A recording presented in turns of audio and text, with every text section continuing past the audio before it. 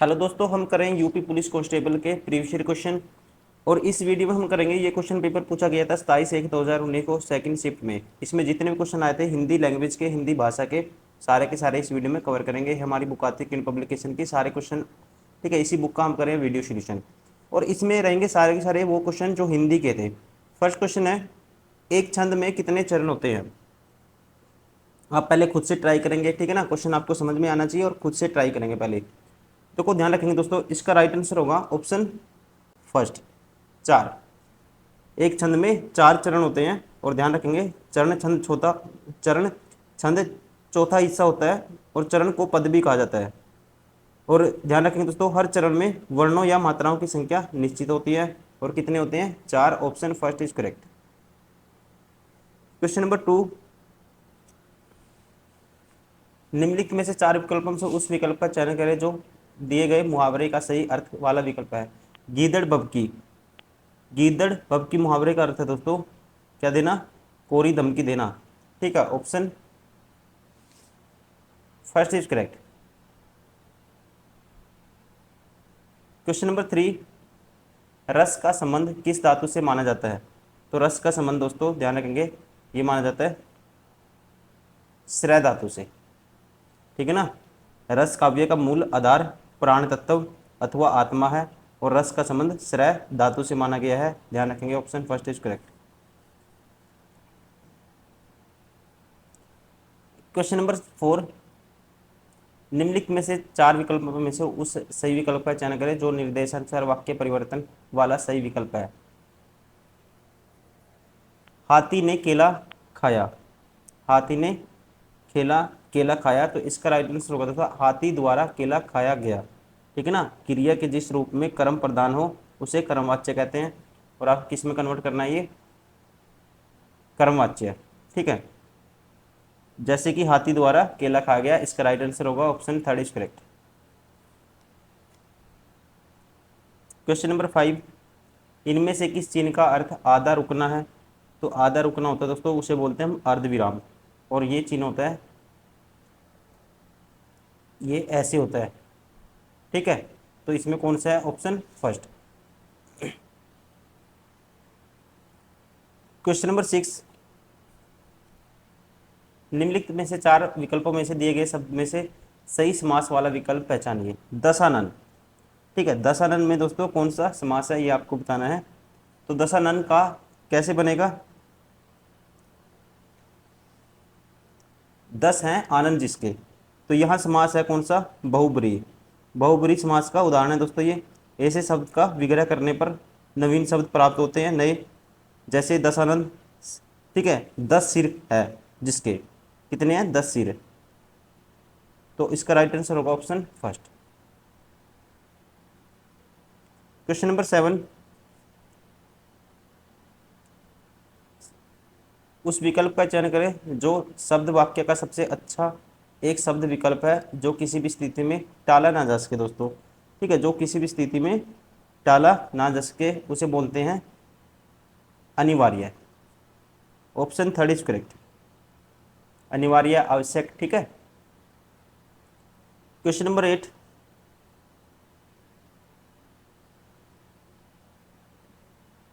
उस शब्द अनेकार्थी शब्द का अर्थ है, उस शब्द को चुने। अरुण। दोस्तों अरुण कब बताना आपको? तो अरुण का क्या होगा? सूर्य। क्या होगा? सूर्य। जैसे अरुण, सूर्य, रवि, दिनकर, भास्कर, असुमाली, पतंग आदि इसके आते हैं, ध्यान रखेंगे। तो इसमें आपको बताना था जिनमें से एक शब्द दिए गए अनेकार्थी शब्द का एक अर्थ है। ठीक है, इसके अनेकार्थी बन सकते हैं किसके? अरुण के। और ये इनमें से एक है सूर्य। क्वेश्चन नंबर 9, 4 विकल्पों में से अधिकरण कारक की विभक्त पहचानिए। तो अधिकरण में आता है, ध्यान रखेंगे दोस्तों, अधिकरण में आता है में पर। क्या आएगा? में पर। Option 4 is correct. Question number 10, कौन सा पुरुषवाचक सर्वनाम का भेद नहीं है? ठीक है, कौन सा पुरुषवाचक सर्वनाम का भेद नहीं है ये आपको बताना है।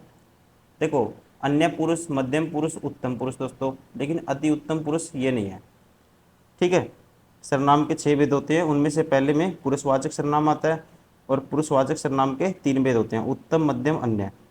ठीक है, तो यहाँ कौन सा नहीं होगा, अति उत्तम, ये गलत है, option third is correct. Question number 11, क्रिया भूतकाल से शुरू होकर अभी अभी समाप्त हुई हो तो उसे हम क्या बोलेंगे, उसे बोलेंगे आसन भूतकाल। क्या बोलेंगे दोस्तों, आसन भूतकाल, option second is correct. Question number 12, निम्नलिखित प्रश्न में वाक्य के संरचना के आधार पर उसका भेद बताइए। अनु ने देखकर निबंध लिखा, अनु ने देखकर निबंध लिखा, तो इसका राइट आंसर होगा, ध्यान रखेंगे आप, जिस शब्द से किसी कार्य के करने का बोध हो उसे क्रिया कहते हैं। ठीक है ना, पता ही होगा आपको। और कृत प्रत्ययों के संयोग से बनने वाली क्रिया क्रिया कृदंत क्रिया कहते हैं उसे। क्या बोलते हैं दोस्तों, कृत प्रत्ययों के संयोग से बनने वाली क्रिया को कृदंत क्रिया कहते हैं। और ये किसका उदाहरण है, कृदंत क्रिया का उदाहरण है, इसलिए ऑप्शन फर्स्ट इज करेक्ट। अनु ने देखकर निबंध लिखा, कौन सी है, कृदंत क्रिया। क्वेश्चन नंबर 13, प्रबंधकर्ता शब्द का सही स्त्रीलिंग शब्द है, उस विकल्प का चयन करें जो दिए गए शब्द का सही स्त्रीलिंग शब्द है। तो इसका राइट आंसर होगा दोस्तों, प्रबंधकर्ता का होगा प्रबंधकर्त्री, option third is correct. Question number 14, बहुवचन का विकल्प पहचानिए नेता का, तो नेता का बनेगा दोस्तों नेताओं। क्या बनेगा, नेताओं, option third is correct. Question number 15, इसका बहुवचन बताना है ऋतु का, तो पता ही होगा आपको, क्या बनेगा, ऋतुएं, option first is correct. Question number 16, स्वर सहित व्यंजन जब स्वर सहित व्यंजन से मिलता है तब क्या कहलाता है। ठीक है, तो तब उसे कहते हैं, ध्यान रखेंगे, ऑप्शन फर्स्ट तालव्य। क्या बोलते हैं दोस्तों, तालव्य, option first is correct. Sorry यार, दिमाग काम नहीं कर रहा, तालव्य नहीं कहते दोस्तों, संयुक्त अक्षर कहते हैं। ठीक है, जब क्या होगा, जब स्वर सहित व्यंजन से मिलता है तब क्या कहलाता है, जब स्वर रहित व्यंजन, जब स्वर सहित व्यंजन से मिलता है तब कहलाता है संयुक्ताक्षर। ठीक है ना, दो अक्षरों के मेल से बनने वाले अक्षर को क्या बोलते हैं, संयुक्ताक्षर कहते हैं। जैसे कि हिंदी में अक्षय, त्रय, अक्षय और यज्ञ या यज्ञ, ये 4 संयुक्त व्यंजन है दोस्तों। ठीक है, इन्हें स्वतंत्र वर्ण नहीं माना जाता है क्योंकि इनकी रचना 2 व्यंजनों के मेल से हुई है। ठीक है, जैसे क और स, कैसे बनता है, क और स क्या बनता है, अक्षय। ठीक है, तो ऑप्शन कौन सा होगा, option first is correct. Question number 17, कौन सा व्यंजन नासिक द्वारा उच्चरित होते हैं, कौन सा व्यंजन नासिक द्वारा उच्चरित होते हैं, तो इसका राइट आंसर होगा ण। ठीक है, किसकी आवाज आएगी, ण, ण खाली, ऑप्शन फर्स्ट इज करेक्ट। ठीक है, ये नाक से आवाज आएगी दोस्तों। ठीक है, जैसे न, मैं, ठीक है, ण, ये 3 व्यंजन है जो नासिका द्वारा उच्चारित होते हैं, ऑप्शन इसमें कौन सा ऑप्शन में, ण। क्वेश्चन नंबर 18, निम्न वाक्य विशेषण की किस अवस्था से है। ठीक है, निम्न वाक्य विशेषण की किस अवस्था से है, यह करेला कड़वा है दोस्तों, तो कड़वा क्या है, मूल अवस्था है उसकी, option second is correct. Question number 19, Tulsidas ji द्वारा रचित प्रसिद्ध महाकाव्य का नाम क्या है, तुलसीदास जी द्वारा, तो दोस्तों तुलसीदास जी ने क्या लिखी थी, Ramcharitmanas, option second is correct.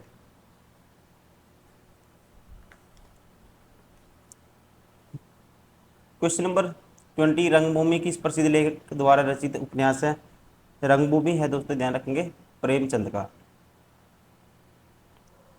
Question number 21, इनमें से कौन सी जयशंकर प्रसाद जी की प्रसिद्ध रचना है। ठीक है, कौन सी है जयशंकर प्रसाद जी की, ये है कामयानी, कामायनी, ठीक है, Kamayani, option third is correct. Question number 22, 2017 का साहित्य अकादमी पुरस्कार लेखक किस लेखक को दिया गया था? तो ये दिया गया था दोस्तों, ध्यान रखेंगे, इसका राइट आंसर होगा रमेश कुंतल मेघ। अब पैसेज वाले क्वेश्चन है, ठीक है, आपको ये पैराग्राफ हमें पढ़ना है और फिर इसके बेस पे आंसर देने हैं। इस क्वेश्चन को करने की सही अप्रोच ये होती है कि पहले आप आंसर देखिए कि इसने मतलब कि क्वेश्चन पढ़िए कि क्या आंसर पूछा है, क्या इन्फॉर्मेशन आपको चाहिए, तो फिर उसी हिसाब से हम पैसेज को पढ़ के आंसर करेंगे, आगे निकल जाएंगे। ठीक है, हमें पूरा लगातार ऐसा नहीं है कि पूरा पढ़ो फिर भूल जाओ फिर दोबारा से पढ़ो, टाइम खराब नहीं करना, आपको सीधा पढ़ना है पहले कि क्या पूछा है। खेलों की दुनिया किसकी चपेट में आ गई? खेलों की दुनिया किसकी चपेट में आ गई? तो अब पढ़ते हैं इसके लिए। व्यवसायीकरण की आंधी से खेलों की दुनिया भी नहीं बच रह सकी। तो दोस्तों पहली लाइन में पता लग गया किसकी चपेट में आ गई, व्यवसायीकरण, option third is correct. Question number 24, खेल की अर्थव्यवस्था को बढ़ावा किससे मिला?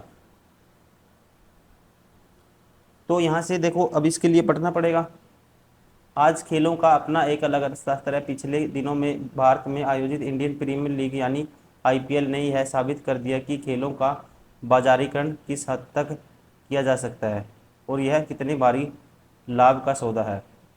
हालांकि ठीक है, अब देखो खेल की अर्थव्यवस्था को बढ़ावा किससे मिला दोस्तों, तो सीधा ही कह सकते हैं आईपीएल से, ठीक है ना, इंडियन प्रीमियम लीग की बात हुई है यहाँ पे।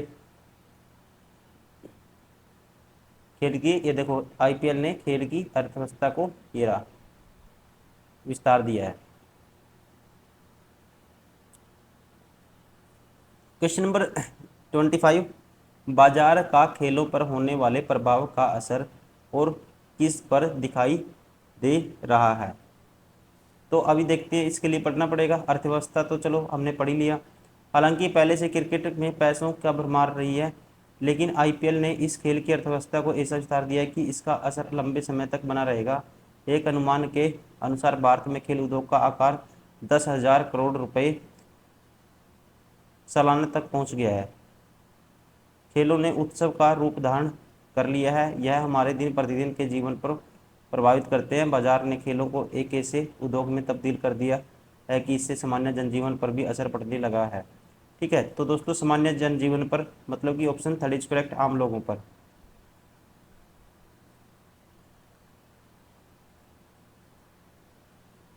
क्वेश्चन नंबर 26, खेल प्रतिस्पर्धाओं का किसके बजट पर असर हो रहा है दोस्तों? ठीक है, किस पे असर हो रहा है ये आपको बताना है। अब आगे देखो, इसके लिए पढ़ते हैं। खेलों का उद्योग तब्दील कर दिया गया है, इससे सामान्य जन असर पर हिसाब से लोगों को दिनचर्या क्रिकेट अलावा अगर देखें तो भारत में अन्य खेलों पैसा और दखल बढ़ा। 2008 बीजिंग में संपन्न ओलंपिक ने भी यह साबित कर दिया कि खेलों की अपनी अर्थव्यवस्था है और वो मंडलीकरण के इस दौर पर इसकी उपेक्षा नहीं की जा सकती है। बहरहाल अब हालत ऐसी है कि खेल प्रतिस्पर्धाएं कई बहुराष्ट्रीय कंपनियों को के बजट पर असर डालने लगी है दोस्तों, ये भी ठीक है। ठीक है, तो कौन सा आएगा, ऑप्शन फर्स्ट, इसके बजट पर असर डाला है बहुराष्ट्रीय कंपनियां। क्वेश्चन नंबर 27, विभिन्न परियोजकों से किसकी संयुक्त आमदनी में इजाफा हुआ है? ठीक है, तो आपको ये इसका राइट आंसर बताना है, किसके विभिन्न प्रयोजकों से किसकी संयुक्त आमदनी में इजाफा हुआ है। तो आगे पढ़ते हैं। बहरहाल हालत ऐसे हो गई है कि खेल प्रतिस्पर्धाएं कई बहुराष्ट्रीय कंपनियों के बजट पर असर डालने लगी हैं। इस बात से किसी को भी संदेह नहीं होना चाहिए कि खेलों ने एक उद्योग का स्वरूप ले लिया है। बहरहाल इस बार के बीजिंग ओलंपिक के 12 मुख्य प्रायोजक थे, इसमें कोडक जैसी कंपनी भी शामिल रही जिसने आधुनिक खेलों के साथ साथ 1896 में 96 से ही दिया है। इसके अलावा ओलंपिक में बड़े प्रायोजकों में कोका कोला भी तो 1958 में ओलंपिक के साथ जुड़ी हुई है। इन्हें 12 मुख्य प्रायोजकों से आयोजकों की संयुक्त आमदनी 886 बिलियन डॉलर तक पहुंच गई है। दोस्तों किसको संयुक्त आमदनी में इजाफा हुआ है? तो यह आयोजकों, ऑप्शन फर्स्ट इज करेक्ट।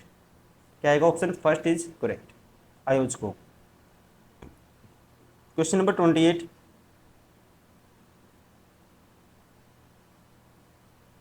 निम्नलिखित प्रश्न में चार विकल्पों में से उस सही विकल्प का चयन करें जो दिए गए पद के उचित अलंकार का रूप सबसे अच्छा विकल्प है। जो क्या है, सबसे अच्छा विकल्प है। तर, तरनी, तनुजा, तट, तमाल, तरुवर, बहुछाय। तो ये दोस्तों ध्यान रखेंगे, यहाँ पे जो उदाहरण है ये है अनुप्रास अलंकार का। ठीक है, अनुप्रास अलंकार का ये उदाहरण। अनुप्रास अलंकार में एक ही व्यंजन की आवृत्ति क्या होती है दोस्तों, बार बार होती है।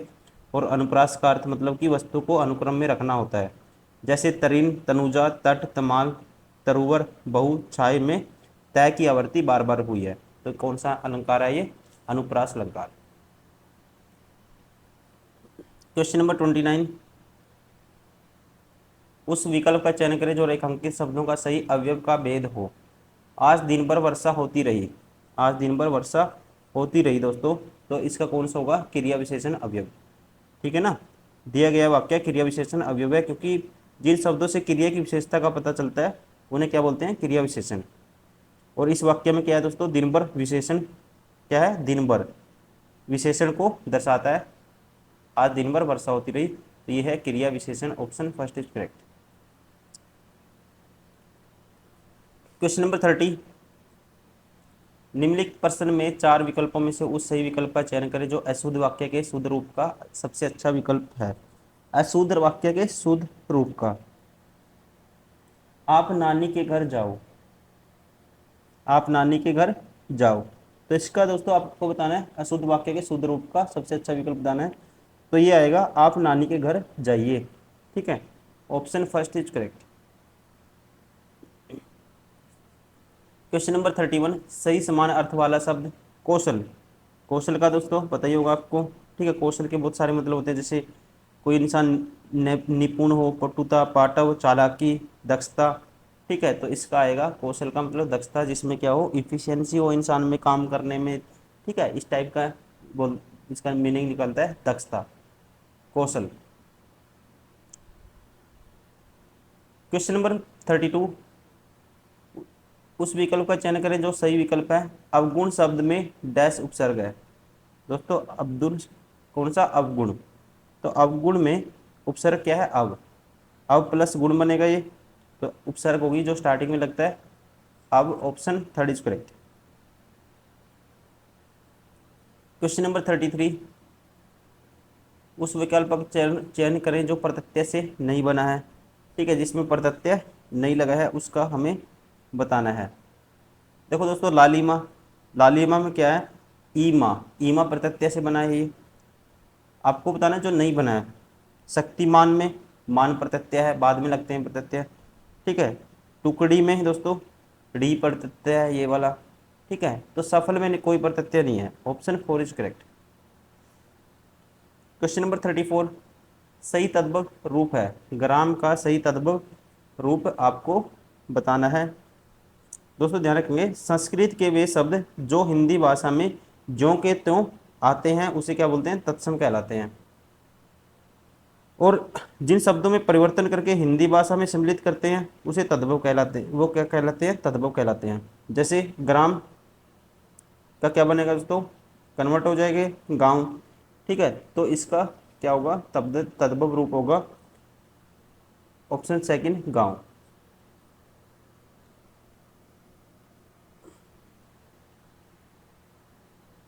क्वेश्चन नंबर 35, बंधन। आपको बताना है शब्द के विपरीत अर्थ वाला बंधन का बताना है। बंधन का विपरीत अर्थ क्या होगा दोस्तों, तो बंधन का मतलब कोई चीज बंध जाना। ठीक है, तो बंधन का उल्टा होगा मुक्त। क्वेश्चन नंबर 36, उस विकल्प का चयन करें जो सही छंदी विच्छेद वाला विकल्प है। सुक्ति, सुक्ति कैसे बनाते हैं दोस्तों, सुक्ति, तो यहाँ पे ऊ में ऊ जुड़ता है। ठीक है, सु प्लस उक्ति, सु प्लस उक्ति ऐसे बनेगा। ठीक है, तो यहाँ पे जब ओ प्लस ऊ, औ प्लस औ तो ये आएगा कौन सी दीर्घ संधि है यहाँ पे, और इसका राइट आंसर होगा फर्स्ट, सु प्लस उक्ति, सुक्ति। क्वेश्चन नंबर 37 लास्ट क्वेश्चन है। उस विकल्प का चयन करें जो सही संधि विच्छेद वाला विकल्प है दोस्तों, धर्मात्मा। ठीक है, धर्म आत्मा, धर्म प्लस आत्मा क्या बनेगा, धर्मात्मा बनेगा। और यहाँ संधि बनाने का जो नियम यूज होगा क्या होगा, धर्म, ए में क्या जुड़ेगा, आ जुड़ेगा, तो क्या बनता है, आ बनता है फिर। ठीक है, तो यहाँ भी दीर्घ संधि है, तो इसका राइट आंसर होगा धर्म प्लस आत्मा, ऑप्शन फर्स्ट इज करेक्ट। ठीक है, ऑप्शन सॉरी धर्म प्लस, ये तो दूसरा धर्म है दोस्तों, ये आएगा धर्म। ठीक है, यहाँ ये रह लगेगी, धर्म प्लस आत्मा, कौन सा ऑप्शन होगा, ऑप्शन सेकंड इज करेक्ट। तो दोस्तों ये थे सारे के सारे वो क्वेश्चन हिंदी लैंग्वेज के जो यूपी पुलिस कांस्टेबल में 27, ये था पेपर पूछा गया था 27/1/2019 को सेकंड शिफ्ट में। जितने भी क्वेश्चन थे हिंदी के सारे इस वीडियो में हमने कवर किए हैं। Thank you very much for watching this video.